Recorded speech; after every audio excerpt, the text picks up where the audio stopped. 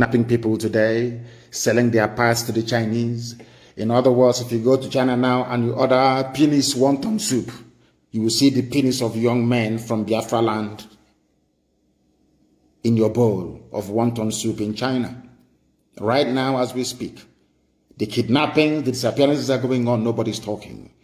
Any day we react to it, all of you fools from the south and to an extent from the middle belt will be shouting and writing your usual rubbish.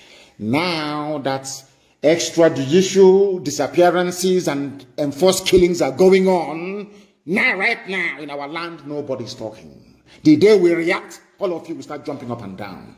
And I will come to the brain of the black man later on, because I have something in store for you this evening, at least to help clear up all those cobwebs that makes you, should I say, predisposed to stupidity and mind control by people you should be controlling instead.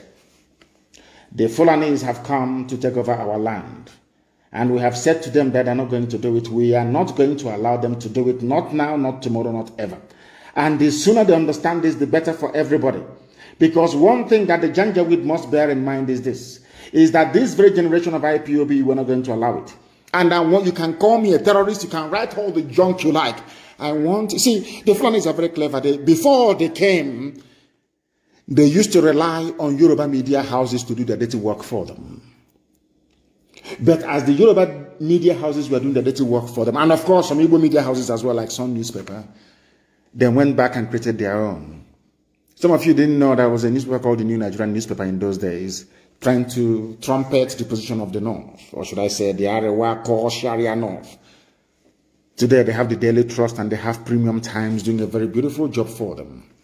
Their job is to assuage you. They are the ones that will come and inflict injury and pain on you. They are the ones telling you, oh, don't worry, it will be better, you will get healed. They will never tell you that the person beating you will ever stop beating you. No, they will tell you, oh, don't worry, it's not only pain. After a while, you get over it. I want the likes of all Joseph Carlo, all these Efulefis to understand what I'm saying this evening. You people have placed our lives in danger. Because of you, that is why all these killings are going on all over the place by the Fulani. Because of you, those of them in the West like Tinubu or Basanjo and all the rest of the fools over there. Because of you, that is why this evening as I'm right here on air preaching, Yoruba people are paying ransom to go to their farms to go and farm in Yoruba land. The media will not report it. The same way they will not report how many soldiers they have lost so far. That is their new game plan. But in Biafra land, they will keep dying. That I assure them. Kidnap all you like. Intimidate all you like. Oppress all you like. But let me tell you something you don't quite understand. We are involved in a nationalist pursuit. We are pursuing the freedom of our land. And it can never stop. I want Fulani to understand this very clearly. Understand it very, very clearly. We are not going to stop. Not today, not tomorrow, not ever. If you have come to our land to kill us, you are going to die there. That I can assure you. I am not perturbed by the tag of terrorism, by the tag of you are proscribed, the proscribed, outlawed IPOB, a human being in Nigeria who is suffering, a journalist who is suffering, a media house that understands the pain, the suffering, the anguish, the torment that the people are going through every day is writing this junk on a daily basis. And the Fulani Janjaweed they're all going to find you. They will find you. Do you know that people are being kidnapped in Aba by the Nigerian army, sent to Sokoto?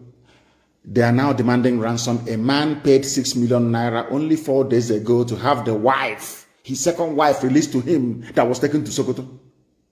Are you sure you people don't actually understand what is happening around you? We are in a state of war. They've not declared it, but we are in a state of war. Nelson Mandela was called a terrorist. Yes, go and do your research, because everything I tell you is gospel. Nelson Mandela was tagged a terrorist. Oliver Cromwell, that brought a semblance of the rule of the people. The reason why in England you have the House of Commons today, that the power resides with a commoner, a prime minister, like Boris Johnson is because of Oliver Cromwell. Are you listening to me very carefully? The reason why the House of Common People in England is the strongest house you have, not the House of Lords. They are the ones that make the laws. The reason why in England today, somebody who is not either a landed gentry or somebody who is not from the royal family or somebody who is not titled, like an earl, a lord, a viscount, is not the prime minister, is because of a man called Oliver Cromwell, an Englishman. He too was called a terrorist. So too was George Washington. During America's War of Independence, George Washington, this America that every ant wants to go to, this same United States of America that everybody will die to go and live in, is called the land of the free. Or should I say the land of the brave and the free. The man that made it possible is George Washington. The British called him a terrorist. I am saying all of these things tonight so that if you're called a terrorist because you're an IPOB, because you fund ESN, it is a badge of honor.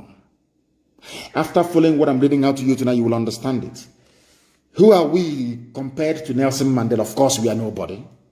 But he was called a terrorist. It didn't stop him. It did not stop the armed wing of ANC, Kanu Watsizwe, from doing their job to make sure that apartheid collapses. Apartheid, while South Africa abducted, anything abductable, they abducted. They killed, they massacred. At the end of the day, the will of the people prevailed. Our people should not despair. We are going through a very difficult time, aided and abetted by the likes of the Salikin Fulani, of Hope Uzodema, the likes of Ojus Okalo. I'm sure by now that Rochas have repented. He has asked me, in fact, his eyes are now open.